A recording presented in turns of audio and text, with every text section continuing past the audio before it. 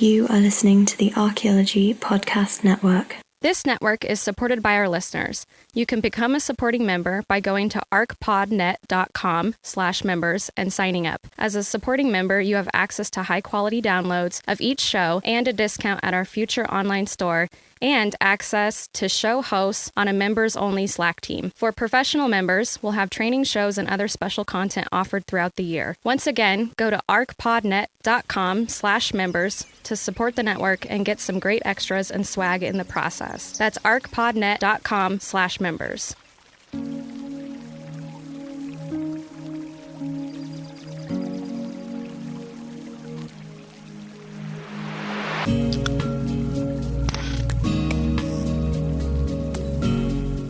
Welcome to Heritage Voices. This is episode 8, and today we are talking to Anna Cordova on indigenous archaeology, ethnography, and tribal consultation at a state and local level.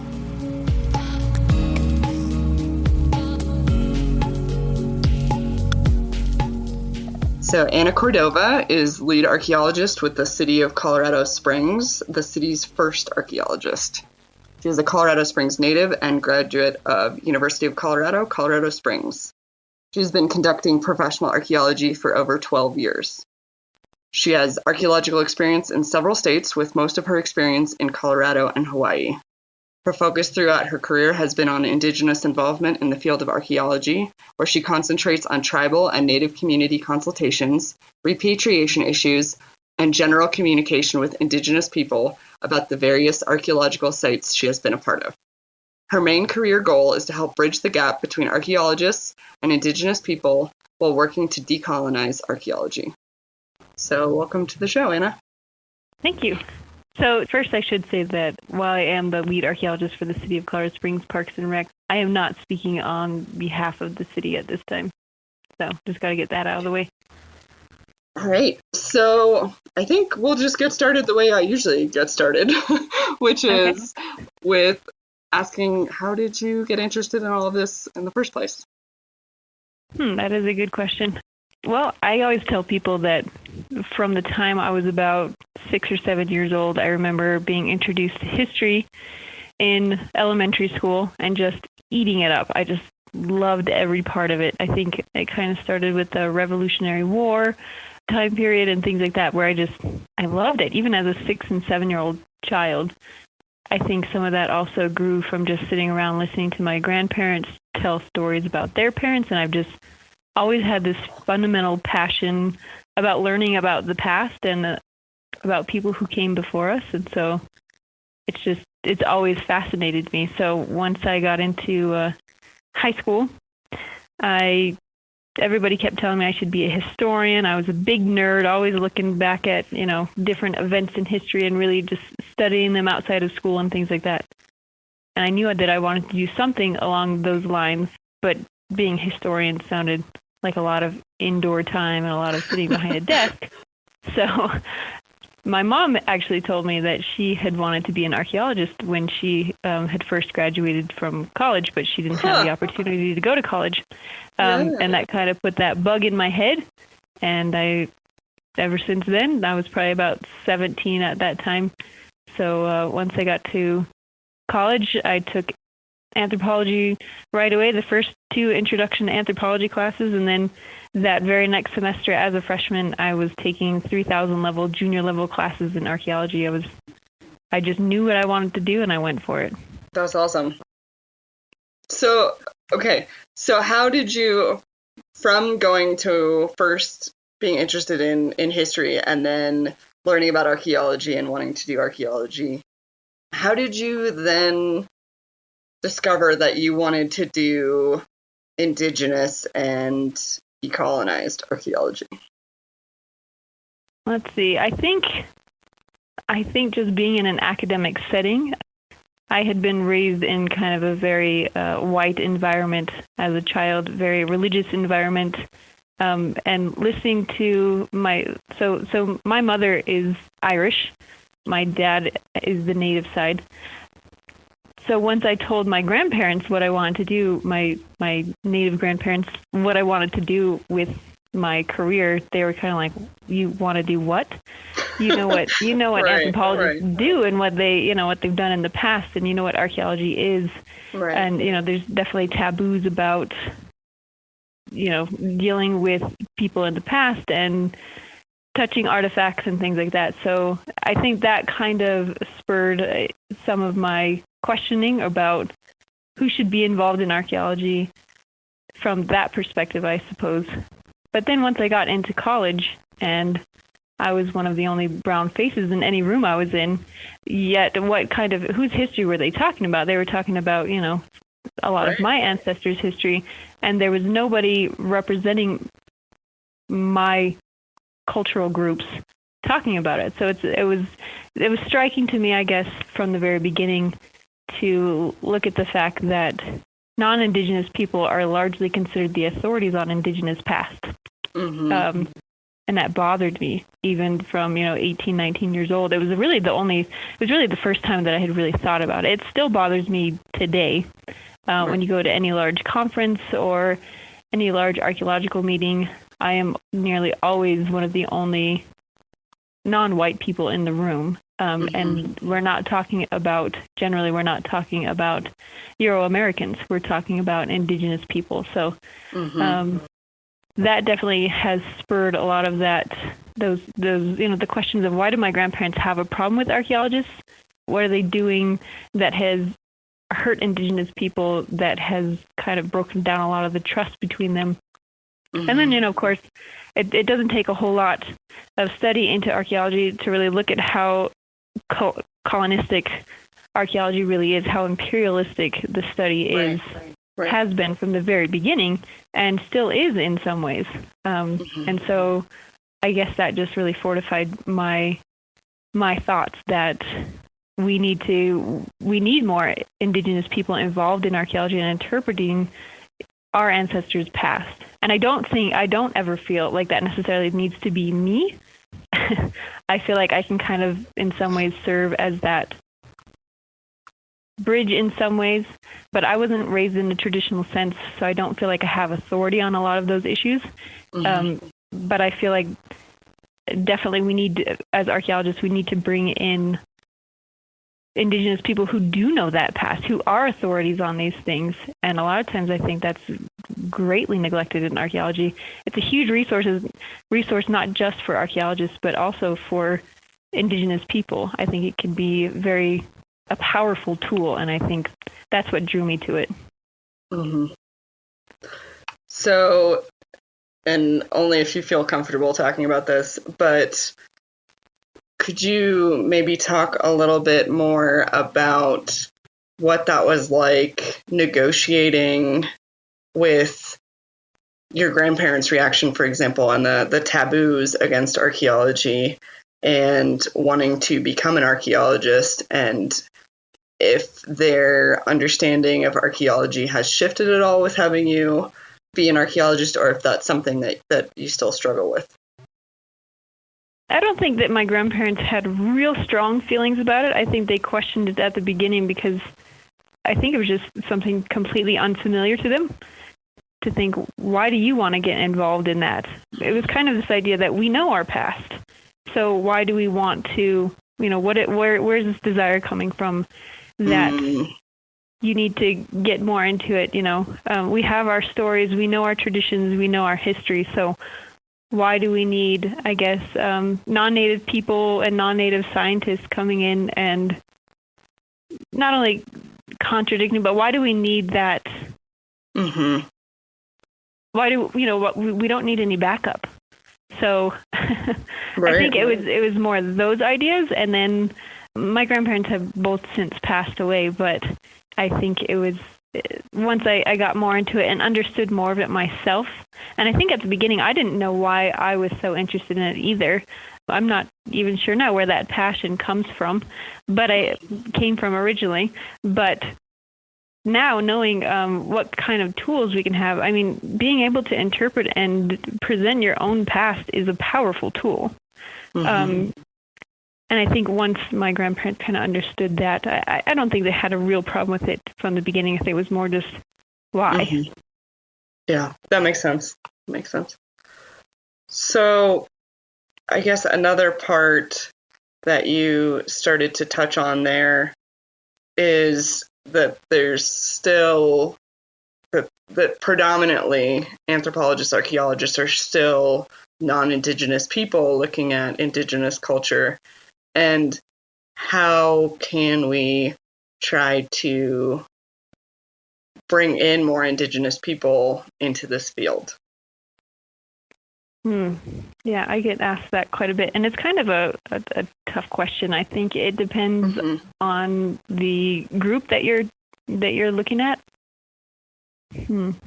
I think it's the way in that you present it. Again, I think maybe, and these are various cultures and everything, so I don't want to paint it with a broad brush. But I do feel like sometimes it is looked at that's not a profession that's even known, I guess, that it's something that you can go into. I think a lot of people look at it the same way that my grandparents did. Why? Right. We know our history and we know our past. So I think going in and telling youth is in particular the benefits of it, or tribal members and tribal leaders, the benefits of really getting involved, which I don't think necessarily needs to be emphasized so much at this point. I think a lot of our tribal leaders and people understand the value of it, but I think that it is important for us to get to the youth, to the younger people, to tell them this is an option, this is why it's important, this can be an empowering tool, this can be a tool against colonialism. We can tell our own history and our own past, and we can create more pride in our culture and ourselves by telling our own past and creating our own museums and taking control of telling our ancestors' stories. One more thing that I noticed when I was looking through your CV that I thought was really interesting, and I'd like to make sure that we get to it, is that your master's is in applied geography and environmental studies with an emphasis on archaeology and indigenous geographies. Right. So can you talk a little bit about this indigenous geographies component and what made you interested in that aspect, and just more about what that program was like? Sure. So right after I got my bachelor's degree, about a year later, I got a position in Hawaii where I was doing mostly cultural impact assessments. So I was doing very little actual archaeology, but in the state of Hawaii, there are laws that say for any project involving state or federal funds, you need to do an environmental impact statement, which always will involve a cultural impact assessment. So a cultural impact assessment, the purpose of an environmental impact assessment is to ask mainly Native Hawaiians in Hawaii about traditional cultural properties and practices, past, present, and ongoing, which was exactly what I wanted to be doing. It was tribal consultation, which is obviously different in Hawaii because there's no tribal kind of system set up. So it was just contacting community members. So I fell in love with that. But a lot of the projects that I was involved in, I was working on Maui, where, for every project, a lot of times you're contacting the same families and the same leaders over and over again. But that idea of a sense of place, that the indigenous geographies, not only the place names and the way that we think about the land and the ways that we're connected to the land versus non-indigenous ways. So obviously coming from the mainland, I saw a lot of similarities between Native Hawaiians and other indigenous people. And so I think the strongest thread there was definitely that connection to the land, that I don't want to be cheesy, but that like we are genuinely kin with the land. It's not something that we're dominating over. We're part of it, and so what's done to it is done to us, and vice versa. So that got me really interested in that. So when I went to write my master's thesis, I would have preferred actually to do my master's program in anthropology. It just happened that this was the place that I needed to go for different reasons. But it actually worked out quite well. I got to work with the anthropology department, but also with geography, it really helped me hone in that idea of that sense of place, where I was looking at that through cultural impact assessments and how these places, what they not only mean to indigenous people, but how that meaning can help with certain projects. For example, the telescope on Mauna Kea, the 30-meter telescope that had all that international attention and things like that. I looked at that in my master's thesis, talking about not only how the telescope project is impacting indigenous people and their connection to that place, but how we can use that for non-indigenous people to treat the land and to treat projects like this. I think if people had that connection, and I think at certain points throughout history, everybody has had those connections to those places where they're native to. I think if everybody had that sense of belonging to the land and to that place and that kinship with that place, I think it would solve a whole lot of our issues in the world. I think it would help us to think about things differently, not only the animals that a lot of these big projects are impacting and the archaeology that we're impacting and things like that, but it will help us to save it for future generations. A lot of the indigenous groups that I've worked with too have also talked about, to the 7th generation, thinking ahead to that 7th generation. And I think that has to do very much with that connection to place. What you do to that place will affect your generations later on. So I think that's where I kind of got that desire to look into that and to look into, I was really looking at the effectiveness of cultural impact assessments, just like we saw with the Dakota Access Pipeline, and we see over and over and over again with tribal consultation that's required through Section 106 and other processes. People oftentimes do those. They check the box saying, done, okay, we did it. Right. Like we were required to. The law tells us we had to do it, so we check that box off. Here's the letter saying that we did it. This is what they said. Now let's move on and do whatever we want, because very few laws actually say, okay, but you have to listen to them. Right. In Hawaii is one of the only exceptions I've ever seen, and even there, I feel like a lot of the times, if the cultural impact assessment says yes, there will be significant adverse impacts to cultural traditions and practices and resources on this through this project, then you have to do this and this and this. Whereas with a lot of the Section 106 stuff, I don't see any of those stipulations, where it just says you have to do the tribal consultation and things, and then you can move on and do whatever you want. At least that's how I've seen it. Right. Whereas in Hawaii, not that it's all sunshine and rainbows there, it doesn't work. Not that it works every time there, but their state laws do have caveats that say, okay, if this is the finding of significant impact, then it needs to go to this person and this person. But unless there are people who have the funds and the energy and the time to devote to fighting those projects once they get passed through anyway, they get passed through just like any other place. So I actually think that the 30-meter telescope is one example of, it's because Hawaii itself has stricter laws that it seems to have worked for the most part. And still it's in courts being fought. So right. Well, I really, really want to ask you more about all of that. But right now we are at our first break point. So we will be back in a moment.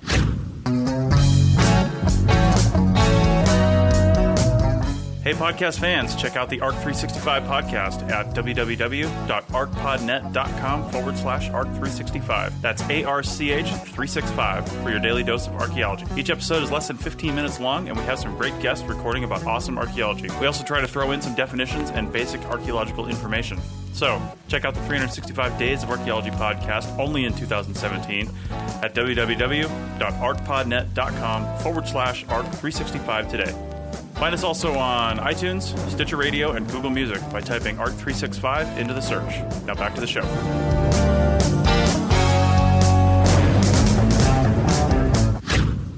And we are back. So all of that you were just talking about is really interesting, and especially I feel like Hawaii is such an interesting and different case from the other states in a lot of ways. And it looks like we're probably going to have a woman from the Hawaii State SHPO on here soon. So I don't want to go too much into Hawaii because we'll go into it with her. But I do want to touch on it a little bit more since it's really interesting. So, okay, you're talking about connection to place in Hawaii, and obviously your experience throughout has mostly been Colorado Springs and then larger Colorado as well, and Hawaii. And I'm curious, first of all, like you started to talk about some of the differences and similarities between Hawaii and Colorado as an example of one of the mainland states.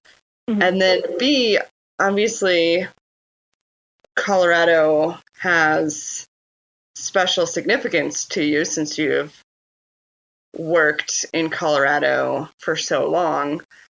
So do you feel that kind of connection to place, like you were talking about with Hawaii, with the Colorado Springs area? I do. My family is originally from New Mexico, at least on my father's side, but has been in Colorado for many, many generations since, and I'm sure we're coming up here for thousands of years. So I definitely have that connection here. I know that my umbilical cord is buried in southern Colorado. So what drew me to Hawaii was that I saw that there was a lot of indigenous influence in the government and in different academics and things like that. So as an undergrad doing some research on indigenous archaeology, at the time, this was, 15 years ago or so, there was never any academic articles. There was hardly anything on indigenous people in archaeology or indigenous thoughts on archaeology in any sort of academic setting, except I would find some exceptions where people who were Hawaiian or Polynesian were writing about that kind of thing. So that kind of sparked that desire. And then once I graduated and the job opportunity came up, I applied for it. And I let them know, of course, that was one of my interests, was looking at that indigenous involvement in archaeology, not only from indigenous archaeologists, but from participants in the community. So I wanted to go there and do that. But then again, I found a lot of connections with the place. I always knew that I am not from Hawaii. It's interesting. It's an interesting feeling to go to Hawaii. And my dad, when he would visit, felt the same way. It feels a little intrusive, I feel like, to go to Hawaii. It's been so exploited by non-indigenous people. It's so overused, and there's so many tourists, and there's, you go there and it's like any other reservation type of setting where who are the poor people in the area? It's the indigenous people who've totally been taken advantage of. So it feels a little strange to live there and to be there, knowing that you don't necessarily belong there. I felt like I was learning while I was there, but I always felt like I needed to bring it home. I needed to come back. Yeah. I needed to bring it back to where I'm from. And also I had my two children while I lived in Hawaii. And as they got a little bigger, I moved back when they were 2 and 4. I just, had this feeling that they're not going to know their grandparents. They're not going to know that land. They're not going to know that place. In Hawaii, they also bury the umbilical cord, which I thought was a comforting kind of connection with that culture as well. But I saved my kids because I didn't want them to be buried there. That's not where they belong. That's not where they're from. So I saved them, and they're buried here because this is where we're from. This is where our ancestors are connected, and this is where I am. So definitely that connection is very strong. And especially doing the archaeology here. There's something about looking at certain artifacts and things, thinking maybe it was some of my relatives who were looking at this view at this time while they were sitting here, using this pottery or hunting this buffalo or this deer or, So, yeah, that connection is definitely very strong, and it's something that I want to emphasize in my own kids. So that was a big part of the reason, even though that was kind of a dream job in Hawaii, I needed to come back here. So here I am. Yeah, that makes sense. So does it feel, well, I guess you already answered this, but does it you've worked basically with a couple of different types of groups. You've worked in Hawaii with Native Hawaiians. You've worked in Colorado with both indigenous archaeology and Hispanic archaeology, and then Hispanic archaeology also in Belize, or was that a colonial site? It was, but it was a Mayan. It was a Mayan site. Oh, okay. So it was a Mayan British site. Mayan. Yeah. Okay. So, how is the experience? Does the experience feel different for you working in different places and with different types of groups? I mean, there are definitely small differences. There's differences just with the connection to that place and those people that have left those artifacts there. But I feel like the similarities are even greater. I feel like that indigenous way of being and knowing and existing there's a lot of concurrent themes throughout, at least in my experiences. That's how it's been. So I think the similarities are more than the differences. Right. That makes sense. So, okay. So you had more of an archaeology background, but then you were really interested in bringing indigenous or descendant community voices into archaeology. And so you were doing ethnographic work and tribal consultation. Did you get any specific training in terms of ethnographic tribal consultation type work, or did you really just dive in? Oh, I definitely just dove in. Actually, it was a lot of trial and error, and it can be scary. It can be nerve-wracking at times. I definitely have felt like I am indigenous, but I am in no way an authority. So I feel like I have a little bit of an insider perspective in some ways, anthropologically speaking. But, right. I'm definitely still very much an outsider, depending on who I'm talking to as well. So the very first consultation I ever did was on the site that I did my field school when I was 19 years old. So I did that as a 20-year-old student, Wow. having zero training, not really knowing what I was doing other than I felt like I had a little bit of insight in just talking to other Native people, I guess. So it was kind of funny because the professor who had kind of set it up that wanted me to do it, he had me come, and this was in Colorado Springs. Colorado Springs was putting on an event where they invited a bunch of tribal leaders and people to come and do some presentations at one of our parks. And we were taking advantage of the fact that they were up here to take them to one of our sites where we had done a field school the previous summer. So we went to meet them the day before at this presentation that they were giving, where there was all kinds of tourists everywhere, but they were giving presentations. And when I went there, the elder that I was talking to right away, my professor was an older white male, and then there's me. And so when I went to go talk to the elder, he immediately started asking me to do things like go get his grandchildren some lemonade. Can you help me carry this? Can you go grab this from my truck? Can you do this? Can you do that? And I didn't question it in any way. I knew what was going on. He's doing me a favor. But my professor at the time got a little offended for me, and kind of pulled me aside and told me, he's being sexist. He's making you, all these things, or, he's disrespecting you. And I had to kind of explain to him, no. Yeah. He's seeing where I stand. Right. So I think that was kind of my introduction to it. But it was also pretty nerve-wracking. This elder, when we took him to the site, of course I had my list of questions and things for him, but it was more about letting him talk. And then he definitely asked me quite a few tough questions that made me really think about what I was doing and why I was doing it. And so I think it was a good learning experience for the first time. But yeah, I just totally jumped in head first, not knowing at all what I was doing.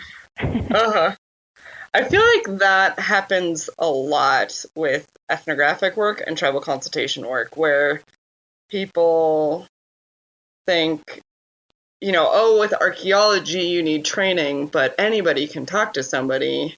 And Right. so people just get thrown in, I feel like a lot of times, way over their heads. And, there's some people that have really been really successful, like it's definitely like sink or swim in that kind of a situation, where some people, because of their background, like for you, or because of their personality or whatever, they can adapt and figure it out quickly enough and do great work that way.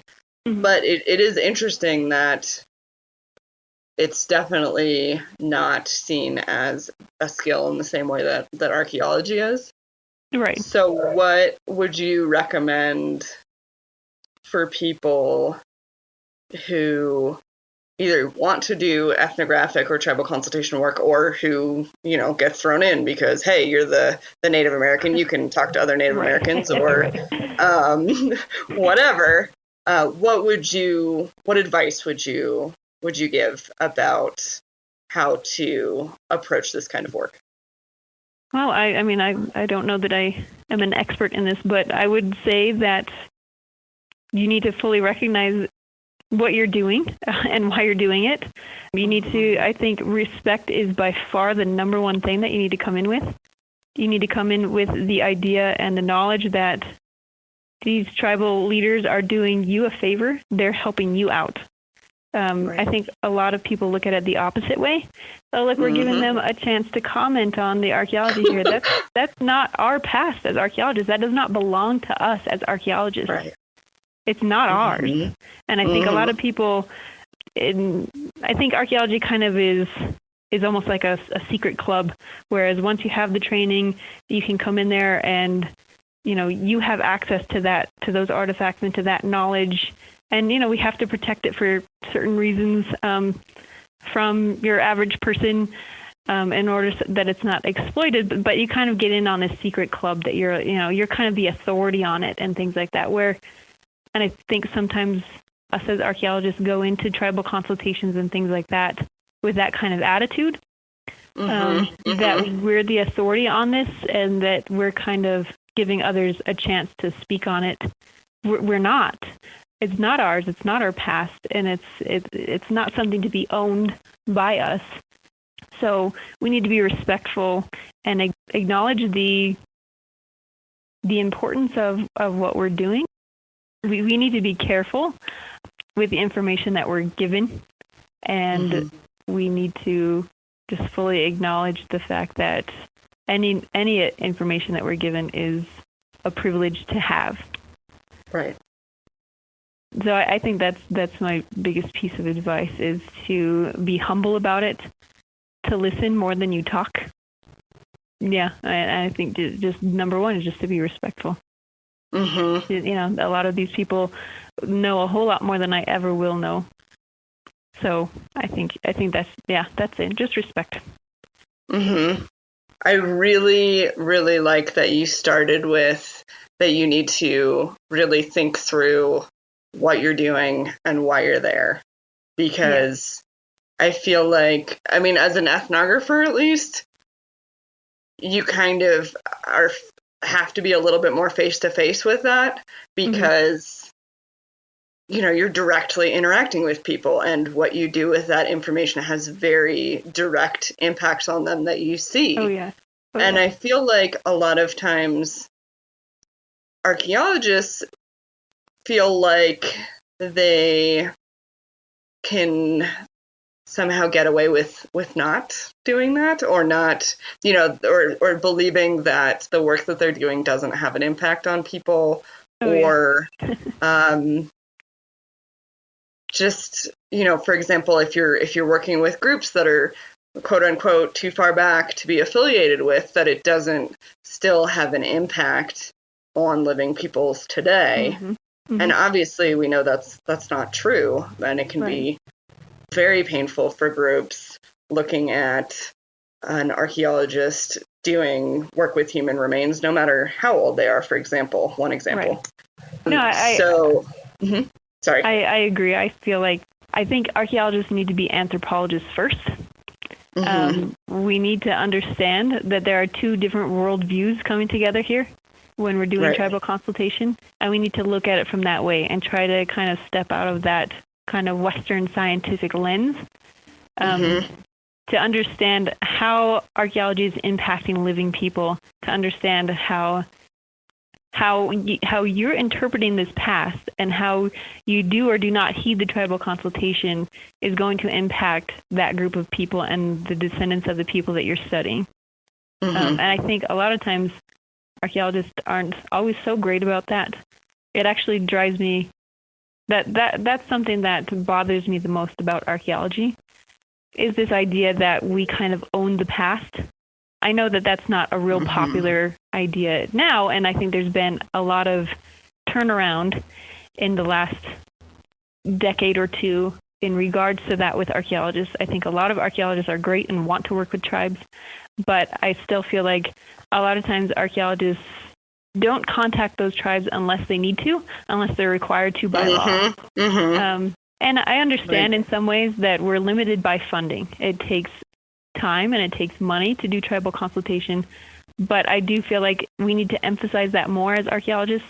We need to ask the descendant groups of the people that we're studying what they think about what we're doing with the artifacts once we excavate them. We need to talk to them about their interpretation of the artifacts and the sites and the features and the things that we're finding. We need to talk to them about those things, because while we like to see ourselves as experts, we're not necessarily. I understand the importance of things like experimental archaeology, but in some ways, just some fundamental parts of things like experimental archaeology really bother me. I remember as an undergrad and even as teaching some undergrad classes where you'll have students say things like, how did the Pawnee butcher a buffalo, that quickly with these stone tools without it going bad or blah, blah, blah? How did they do it? So let's replicate it. I'm like, go ask them. They're still here. And I think that's a big part of decolonizing archaeology. Archaeology, just by nature, puts people in the past. We're not in the past. We're still here. We're a resource to be talked to. So to be ignored like that and to be pushed into the past and to only be displayed as people in the past, that's perpetuating the colonialism that is so inherent in the beginnings of archaeology and anthropology, that Indians were going away. So we had to preserve everything we could about them because they're disappearing. They're going away. So certain aspects of archaeology ask, we're still here. We didn't go away completely. We still have knowledge of what we're doing. There's people even now that I deal with nearly on a daily basis trying to interpret things in the city from a non-indigenous perspective. And we've emphasized over and over, the tribes disavow that, but they consider themselves experts on it, and they don't want to listen to the tribes. Right. And it's extremely frustrating, and I think it's racist in a lot of ways, and it's very imperialistic to have this idea that we're going to interpret your past for you, and you hush. We're going to tell you how it was. We're the experts in this field, and it's very damaging. Right. Yeah, that is I think a very important point, that if we are really going to decolonize anthropology and improve land management and heritage and all of these fields, we need to actually consider indigenous knowledge on the same level as archaeological, etc. knowledge. Oh, yes, very much so. Yeah. I mean, an example of that is the recent article that came out about the genetic study in Chaco Canyon on the human remains that they did there. Where was the tribal consultation with that? They're calling them unaffiliated human remains. We know who Chaco Canyon descendants are. Yeah. We have known. Not only have Native people known, but archaeologists and anthropologists have known that for decades. It's not up for grabs. So I don't understand how something like that how researchers can ethically go about and say, well, we didn't know what group they belong to, so we decided to just go ahead with it without permission. These are people. They're not artifacts. Those are human beings with descendants, with living descendants that work is impacting. So to me, that's just mind-boggling that is still happening today. As far as we've come, we still have things like that happening. Well, and we're going to need to take our next break, but I guess while we're on this break, one thing that's come up for me a lot lately is exactly what you're talking about how do we make it unacceptable within the field to do this kind of behavior? How do we still have people presenting at conferences and these kinds of articles when it is so clearly against the ethics of the field? So one thing to just think about while we're on break is, what do we do? How do we approach this in a tangible way to make some real change? So on that note, we will be back.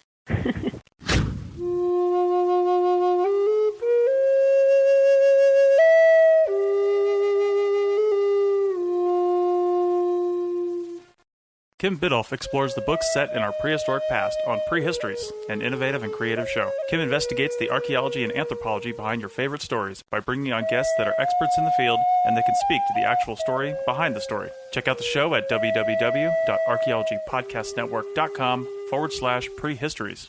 Now let's get back to the show.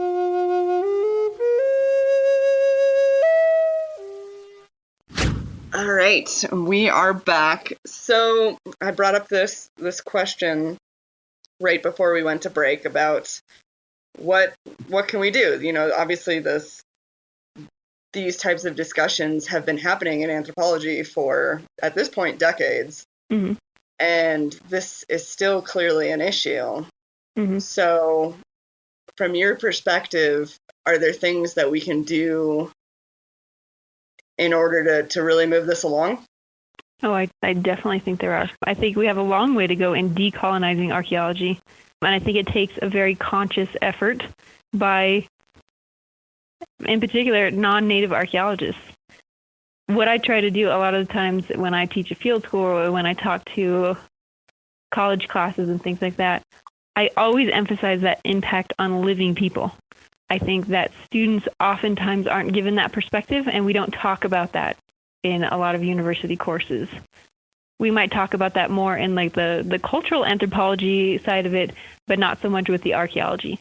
And I think that's extremely important. It kind of boggles my mind that we're not talking about it more. It does very much impact living people. What you say, how you interpret someone's past, or whether you involve them or not in the interpretation of their past, has a very real lasting impact on that group. And I think that's something that I try to introduce to students right away. Every time I've taught a field school, I've made every effort to have some sort of tribal leader or someone come out to the field school that I'm teaching, because I think that presence has a very lasting impact on the minds of those students to say, it's not even just me. There's more people. Indians are still here, and we're still being impacted by these things. So you need to consider that with every step of your career and everything that you're doing. I think a lot of times it's overlooked the colonial roots of anthropology also. I think there should be at least one class devoted to talking about that in every single intro to archaeology class taught in university. We need to talk about how colonistic archaeology can be, the roots of it, and how we can change that. I like to bring up Ishi as an example of that, or talk about Thomas Jefferson excavating, who is considered the father of American archaeology, excavating burial mounds while he knew that people were still coming and putting offerings at the burial mounds and things like that. So he knew they were actively being used and visited, and still it's very humanizing to think that he decided, sure, I'm just going to excavate it anyway. Right. And I think it's important to point those kinds of things out to students and talk about what a terrible thing that would be for somebody to go dig up a cemetery right now But that's how archaeology started in the Americas in particular. So I think that's another important point to make to students. And I think in general, archaeologists outside the classroom, I think, again, that emphasis on being cultural anthropologists or just anthropologists before we're archaeologists, understanding the two different worldviews, trying to step out of that Western scientific box to look at it from other perspectives. And I think we need more consultation, like I said before, not only when it's required. I try to contact the tribes anytime that we're doing a new project around here in Colorado Springs. I try to contact our local tribes to tell them what we're doing, just to give them a heads up. A lot of times I can't give them a whole lot of information until we've actually excavated or surveyed or collected artifacts. And then we bring them in. I know a lot of archaeologists have a hard time with this idea, but we need to ask them what they would like us to do with the artifacts as well, which I know can get sticky, just like NAGPRA issues and things like that with who has control of the artifacts and things like that. Right. But sometimes we need to repatriate artifacts. Sometimes we need to repatriate whole collections. They're, like I said, as archaeologists, they're not ours. And so for them to be sitting on a shelf, I know that rubs a lot of archaeologists and curators and people the wrong way. But again, it's that stepping out of that Western kind of scientific mindset and that idea that they belong to us as archaeologists. And then lastly, I would say, I think it's very important that archaeologists don't just talk about Native people in past tense. That is very impactful on Indian people.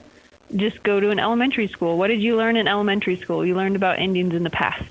When you talk, when Thanksgiving comes around, that's when we talk about Indians. Or maybe if we have, archaeologists come in and talk about it, we're still talking about Native people in the past.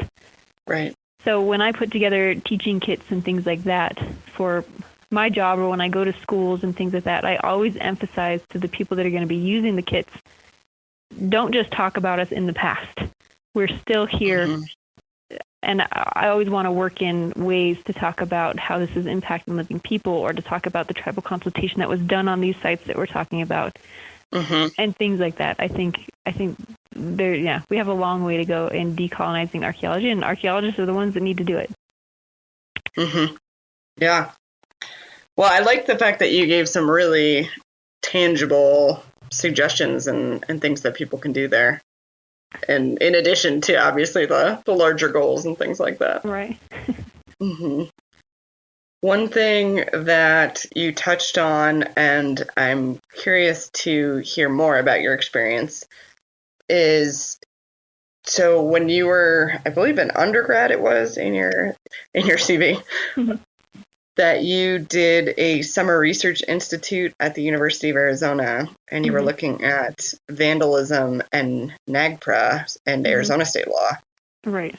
And all of that you were just talking about reminded me of that in your CV, and just being curious about what that experience was like for you and how this might have shaped some of what you're talking about. Let's see. I was working at the time, again, I was pretty young. I think I was 21 at the time. I had taken 2 field schools by that time, had a pretty good idea of where I wanted to go with my career, and I definitely wanted that emphasis. I wanted to get more familiar with the laws, state laws and federal laws regarding repatriation and things like that, and tribal consultation.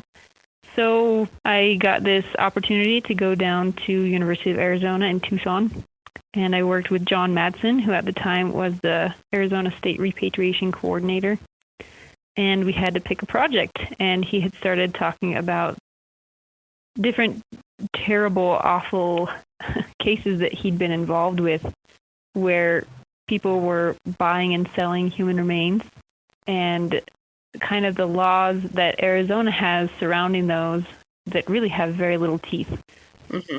Where I remember some of the examples where people would come in and just loot a site, and they'd get all these whole pots and things like that, and they'd sell them for, thousands and thousands and thousands of dollars, and then they'd get a $2,000 fine.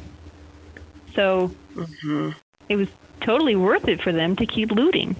So I guess I just got interested in that, and we were talking about different kinds of, I guess, the intricacies of how NAGPRA worked in Arizona at the time, particularly down in Tucson and things like that.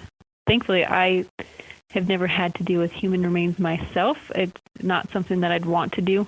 I think I'd have to defer to another archaeologist if that were to, I know that that's what would happen if that were to occur.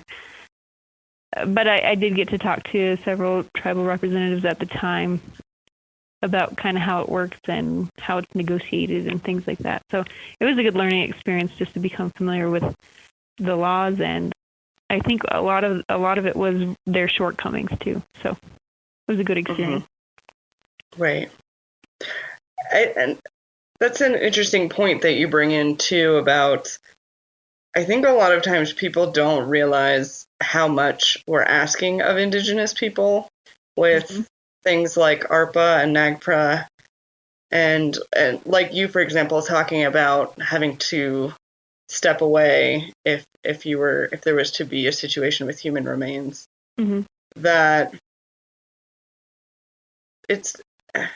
we're asking an awful lot of people in a way that doesn't make sense culturally, because culturally, traditionally there was never these kinds of circumstances. One tribe, for example, talking to me about the fact that they don't have a repatriation ceremony because there was never a reason to have to rebury people because people didn't get unburied before. And that you can't just culturally make up a ceremony.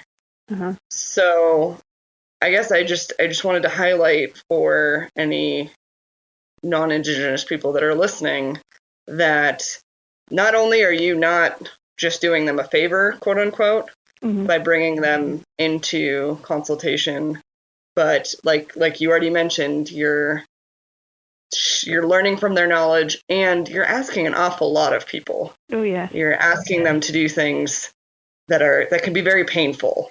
So just for people to be mindful of that. Yes, very, very mindful. A lot of times it's very emotionally, it's emotional for me, so I can't imagine being the person that actually has to make the decisions and has to negotiate with fellow tribes and things like that. It's heavy.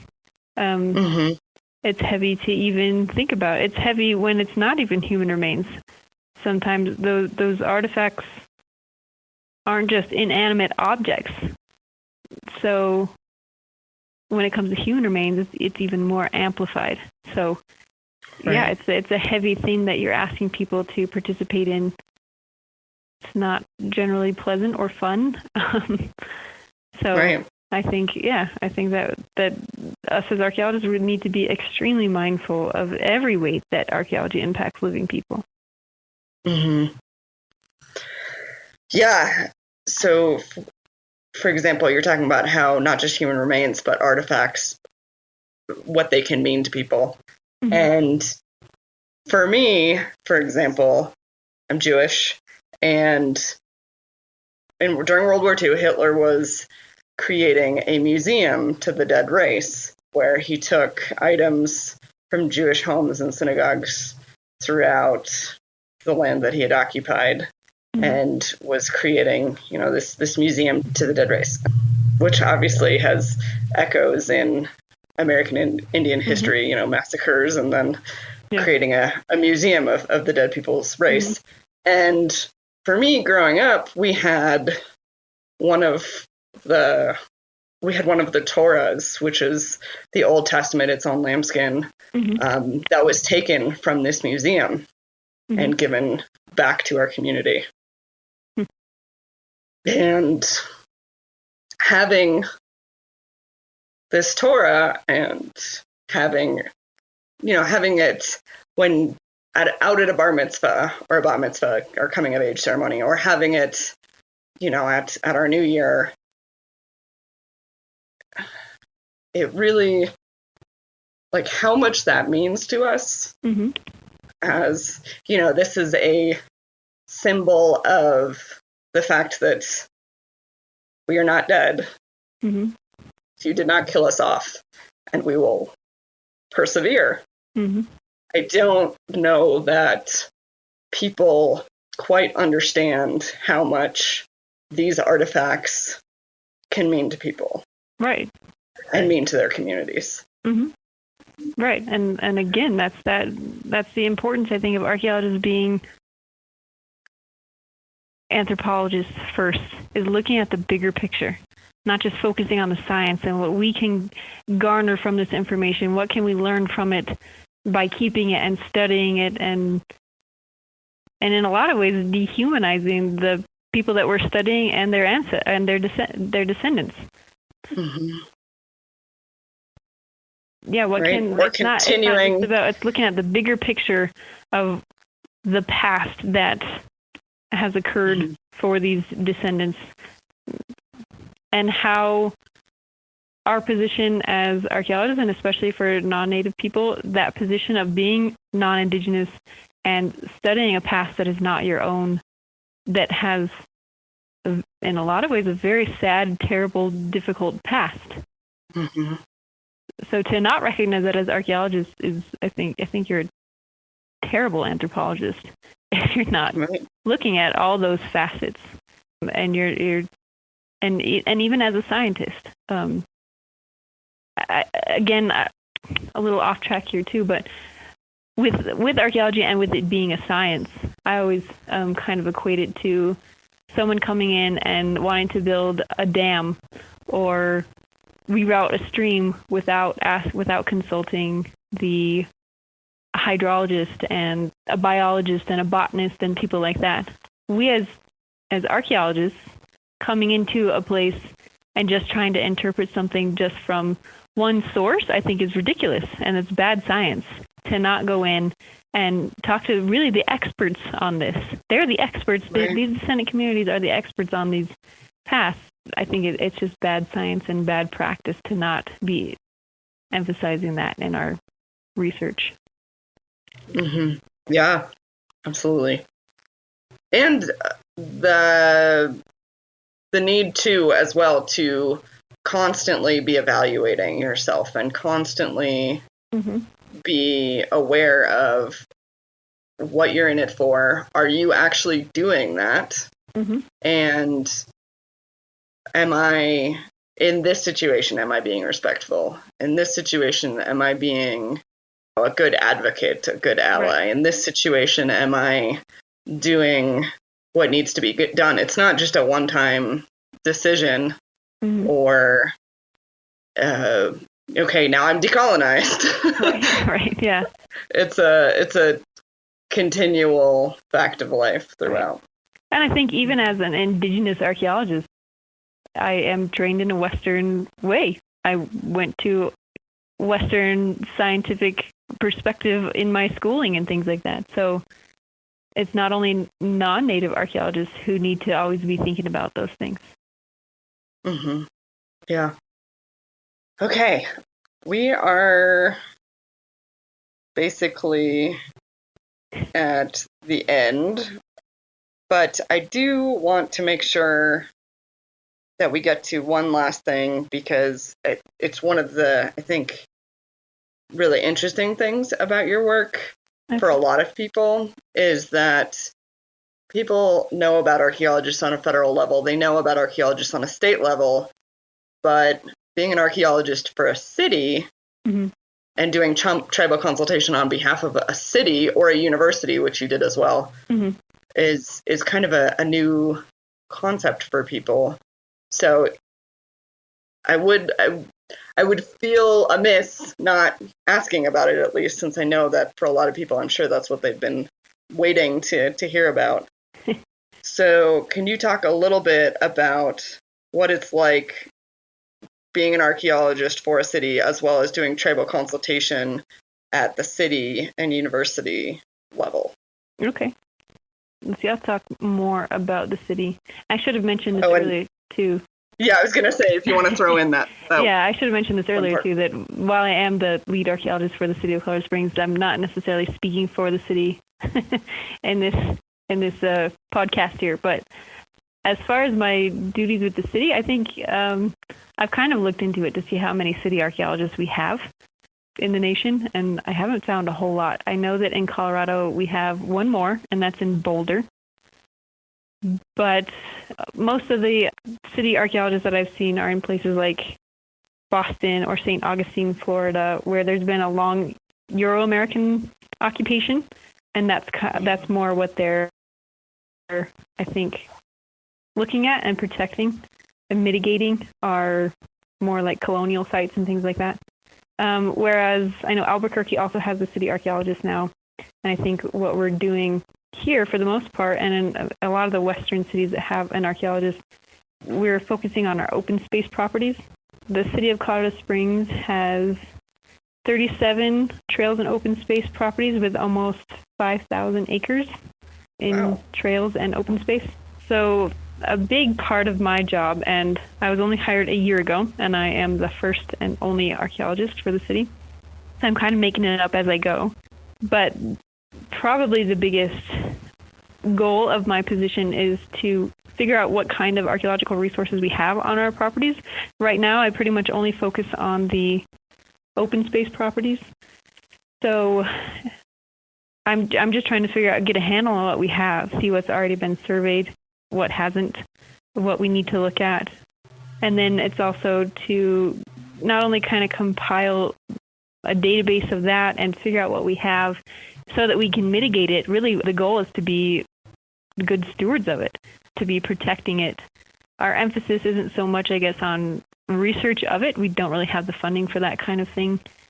So we're not doing a whole lot of excavation or things like that unless it's required by certain projects. But it's more to get a handle on what we've got and see how we can protect it. So another part of that protection of it is to educate our park rangers and people that are working outside a lot in how to recognize archaeological sites, so that when the landscape architects and people like that go out there to put new trails in and things like that, we're not plowing right through an archaeological site. And then also, once we get things actually really fully recorded, which is going to take a long time with one lonely archaeologist, it's going to be to document it so that, for future reference, we're not hurting these sites or doing any damage to them. Let's see, what else? And then it was the tribal consultation. Yeah, so with the tribal consultation, that's been a little bit tricky. Fortunately, I think the City of Colorado Springs has a pretty good history of doing tribal consultation when it's not necessarily required. Actually, one of the reasons that I was looked at for this position was I was involved in so the city was doing one specific project where they had just asked the local Native community, so not an official tribal consultation, because they weren't asking, at that time yet, weren't asking official tribal representatives, which we definitely emphasize doing now. But they were asking the local Native community what we thought about this one project, and I showed up to a meeting and then kind of caught the eye of my now boss, and here I am. But so that's just an example of this idea that the City of Colorado Springs, in some ways, where they can, at least the Parks and Rec, have a pretty good history of trying to do that, trying to do tribal consultation when and where we can. A lot of the tribal consultation that I do is kind of checking up on a lot of our federal agencies. We get quite a few grants and things like that through different federal agencies. And of course, when the federal agencies are involved, that triggers Section 106, which means that I kind of go through and make sure that that's done. I'm sure you'd be unsurprised to know how often that falls through the cracks. So yeah, I've caught a few instances of that already in the last year that I've been here.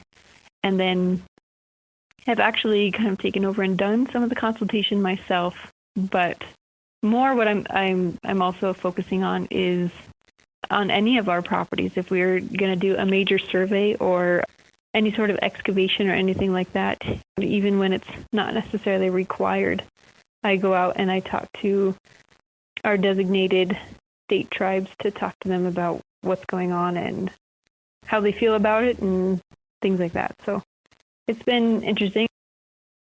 Part of when I do consultation, I always feel like since they're doing you a favor, I think a lot of the reason some archaeologists don't get responses from tribes is because not only are you asking them to do you a favor, but you're also asking them to come from wherever they are to your place, and you're not offering them any assistance. So it's been my practice to not ask. I mean, I'll do like phone consultation, things like that. But if I really have an important site and things like that I want them to come to, right, I make sure that I have the funding to pay for a hotel and mileage and things like that first. I think that's a really important point. Yeah, I mean, it is. So, and I know that that's part of the problem with why we probably don't do more tribal consultation, which is unfortunate. But luckily, the city here has helped with some of those things. So, for example, through the university in 2015, I helped lead an excavation here in Garden of the Gods, which is obviously a highly sacred space to a lot of groups. So we let them know that we were going to excavate beforehand. They were okay with it, so we went ahead. And then after we excavated, and it was only a city-funded project, so we weren't required by the state or the feds to do it, but we brought them down here.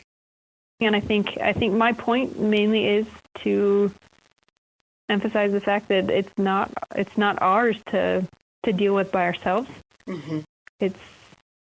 I think it's only right that we involve the tribes in these kinds of projects and plans and things like that. So that's been one of my main goals, and thankfully my bosses and people like that agree with me and have allowed me to do that. So it's been a good experience thus far. Good. So are there any resources or suggestions you would have for people wanting to learn more about the types of things that you were talking about here today? Well, I guess in general, I think it would benefit all archaeologists and non-archaeologists, even people who are interested in the past. There are quite a few books now. When I was an undergrad, I really struggled to find information about kind of indigenous perspectives on archaeology. There are quite a few books now out there talking about just that, or talking about issues with NAGPRA. There are many books out there now written by indigenous archaeologists. Just doing a Google search or an Amazon search about indigenous archaeology has been really helpful. So that's one of the things that I've looked at. I definitely still need to read up some more, but I think another good source is to go and visit tribal museums and things like that. The Southern Ute now have their museum that just opened, I think, what was it, last month? Through History Colorado funding and things like that too. The one in Montrose or the one at Southern Ute? I think, the one in Montrose, right, is the new one. Oh, okay. Yeah. They opened just last month. But I think any indigenous-led museums and things like that, I think, will give you a different perspective, right, than the non-indigenous ones. So. All right. Well, thank you so much for coming on the podcast. Oh, thank you for having me.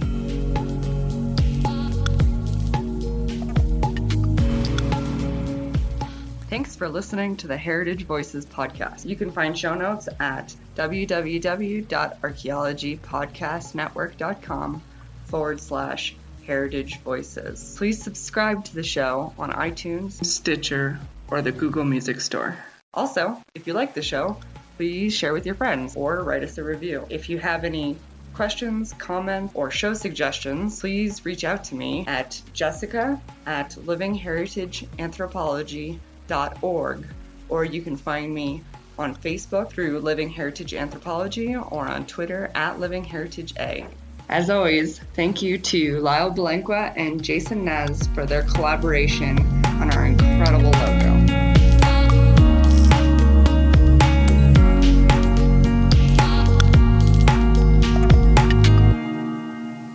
This show is produced by Chris Webster and Tristan Boyle. And edited by Richie Cruz. This has been a presentation of the Archaeology Podcast Network.